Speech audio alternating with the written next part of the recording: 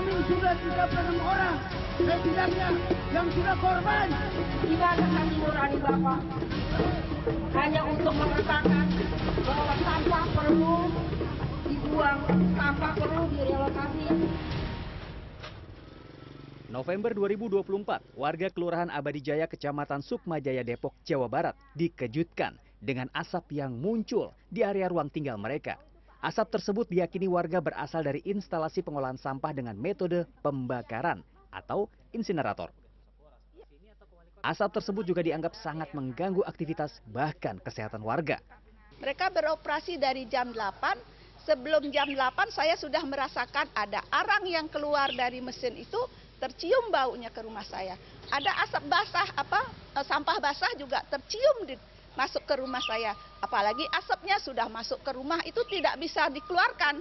Kecuali saya menghidupkan kipas angin seluruhnya, baru dia asapnya keluar. Yang jelas sesak napas, itu jelas sesak napas sampai dikasih obat apapun tidak bisa sembuh.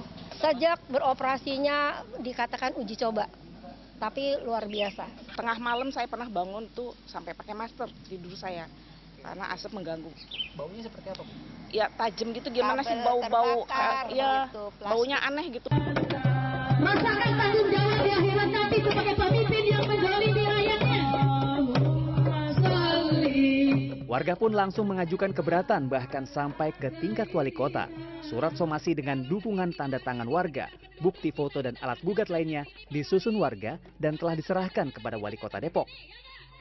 Dan sangat disayangkan, Pak Wali Kota. Warga menilai praktik pengolahan sampah dengan metode pembakaran tersebut telah mengganggu kehidupan, kenyamanan, dan keselamatan. Warga pun sepakat menolak. Kami menolak keberadaan mesin insinerator sampah. Mesin insinerator sampah itu adalah alat pembakaran sampah. Mesin pembakaran sampah, itu yang kami tolak tuh keberadaannya.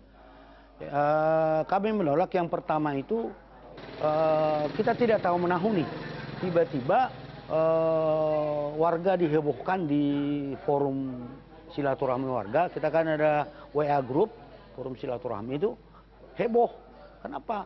Tiba-tiba udah berdiri kokoh di situ mesin alat insinerator.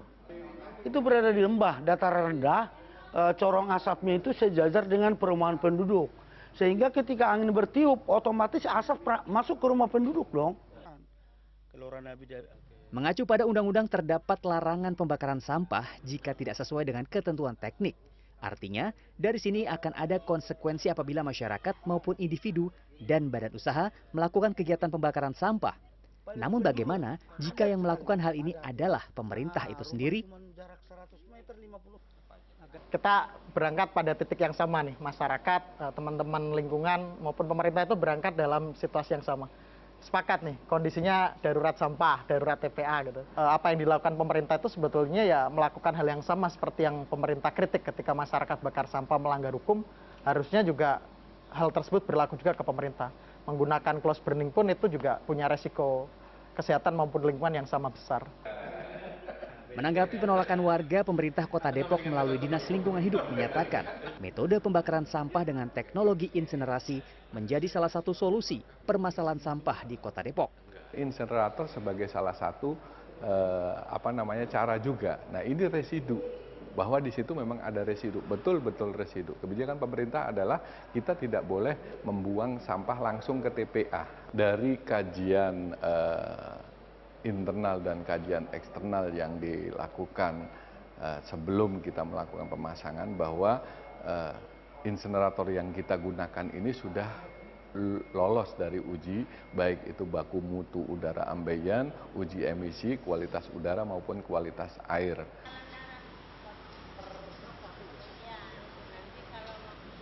Sementara itu, Dodika, selaku produsen mesin pembakar sampah yang digunakan pemerintah Kota Depok, menjamin bahwa teknologi insinerator mereka telah memenuhi syarat teknis dan memiliki dokumen penunjang. Kami kan punya izin-izin ya, dan juga kami punya data yang dimana didukung oleh kayak uji emisi gitu, uji udara dan lain-lain seperti itu, dan juga kita tunduk dengan Kementerian Lingkungan Hidup sih sebetulnya. memang ini kita siap juga untuk komunikasi ya, bila mana mesin kami ada kendala ataupun berpolusi atau tidak ramah lingkungan, ya kami pun juga akan melakukan kajian ulang oleh mesin kami. Tapi sejauh ini alhamdulillah tidak ada tuh.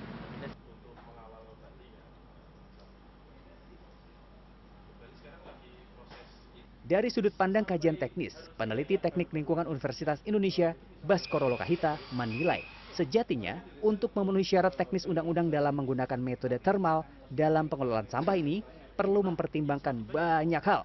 Tidak semudah itu, tidak semudah beli lalu pasang ya. Kita perlu menyiapkan karakterisasi yang detail ya terkait teknologi thermal seperti apa yang bisa digunakan di suatu daerah. Dan sepertinya sudah mulai pemerintah harus mulai bergerak menyiapkan standar yang mudah dipahami oleh Pemda, karena seluruh Indonesia ini kebingungan, Pemda kebingungan, masyarakat kebingungan. Jadi negara perlu hadir di situ.